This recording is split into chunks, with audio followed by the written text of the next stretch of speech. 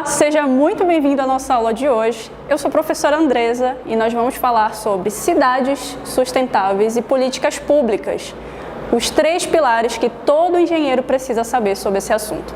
Você vai me ver uma hora ou outra olhando aqui para baixo, mas fica tranquilo, eu estou aqui com você, é só meu slide para a gente não perder a nossa linha de raciocínio.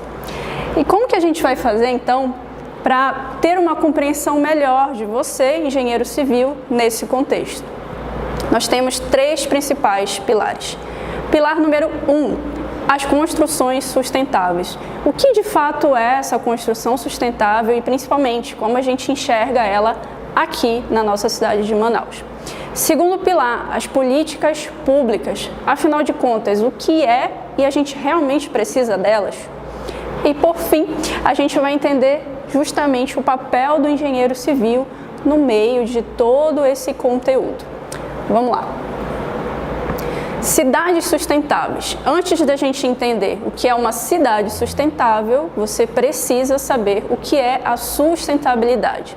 E aí, fazendo um breve histórico, isso vai ter um marco, principalmente em 1987, quando a ONU cria um documento chamado Nosso Futuro Comum.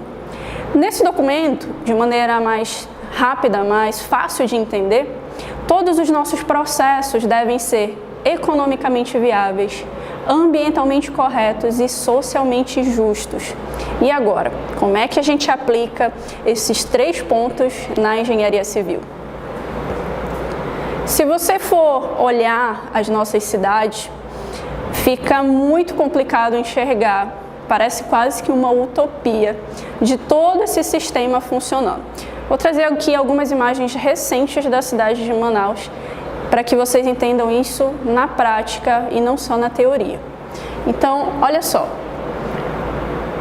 Recentemente, a gente viu em relação à economia de Manaus que, segundo o IBGE, o Manaus subiu no ranking para o 5º maior PIB. E olha só, a gente está na frente de Curitiba. Significa que dinheiro não é bem o problema em relação a cidades sustentáveis. Mas, quando a gente vai olhar a situação da comunidade da Sharp, que em março agora de 2023 passou por toda uma problemática ambiental, a gente começa a perceber que as coisas não estão muito bem alinhadas em relação à economia e em relação ao meio ambiente. E aí a gente vê e começa a entender o papel do engenheiro civil. Se vocês olharem essa imagem, sinceramente não dá para enxergar nem o arquiteto e nem o engenheiro no meio disso tudo. E onde que a gente poderia entrar para ajudar a resolver essa problemática? Situações, principalmente de alagamentos, muita chuva aqui na nossa cidade e principalmente uma falta de planejamento urbano resultaram, infelizmente, em cenas como essas.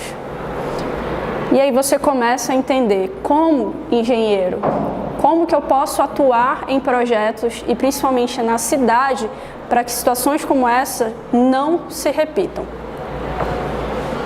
Essa cena, particularmente, eu acho mais chocante, porque a casa, ela literalmente atravessou o canal de drenagem. Se vocês olharem bem, tem uma passarela ali e essa casa, ela acaba se destruindo no meio desse processo aí depois da chuva. Já dá para perceber aqui, então, que a gente tem falta de planejamento urbano, e quando eu falo falta de planejamento urbano, eu estou falando de você como profissional que deveria estar atuando ali, ou deveria estar propondo outras soluções. E eu entendo que a problemática ela é muito maior, mas vamos avançar um pouquinho mais. Quando a gente olha, então, para essa situação, uma economia de um PIB alto, o 5º maior do país, a situação ambiental, que com certeza está desajustada, a gente vê um impacto direto nas questões sociais. Geralmente é a população com menos poder aquisitivo que sofre principalmente os maiores danos dessa falta de equalização, onde o engenheiro é um importante profissional.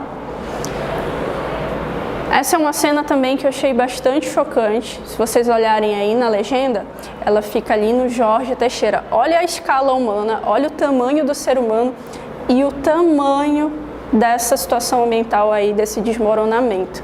É absurdo essa diferença. Manaus também costuma ter esse tipo de retrato de paisagem urbana, onde novamente a gente não vê a presença do engenheiro civil nem do arquiteto, principalmente em ocupações irregulares e principalmente também próximo ao leito dos rios. É quase que uma tragédia anunciada que infelizmente faz parte da rotina do manauara. Então olha só, a gente não tem um planejamento urbano tão desenvolvido na cidade, mas a gente tem um PIB que é o quinto maior. Onde que isso está tendo dissonância? Onde que você, engenheiro, vai entrar em meio a todo esse contexto?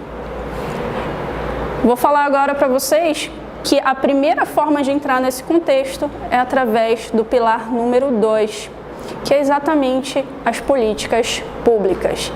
Por que a política pública ela precisa entrar junto com o economicamente viável, ambientalmente correto e socialmente justo? Porque a política pública é exatamente a ferramenta que vai criar mecanismo para que isso seja executado. Então, olha só, é através de leis, programas, normas, incentivos fiscais, fomentos de pesquisa, enfim, é através desse arcabouço de políticas públicas que engenheiros e arquitetos, por exemplo, conseguem dizer, ó, é isso que tem que ser feito e eu consigo efetivamente fazer. Vou trazer para vocês rapidamente 4 exemplos de como essas leis são aplicadas. Temos aqui, ó, o Estatuto da Cidade.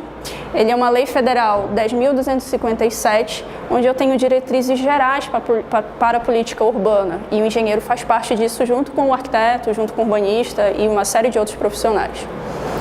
Olha que interessante, o papel do Estatuto da Cidade, dentre várias coisas, é o desenvolvimento urbano mais justo. Olha só o socialmente justo lá da sustentabilidade aparecendo aqui.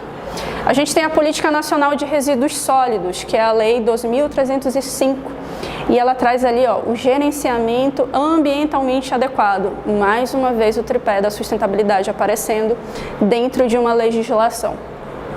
A gente também tem a Política Nacional de Mobilidade Urbana, que é a Lei 2.587, e ela vai fomentar principalmente a conexão dos modais. Então eu tenho incentivo ao transporte público de massa, ao transporte através da bicicleta, que não é só um meio de transporte de lazer.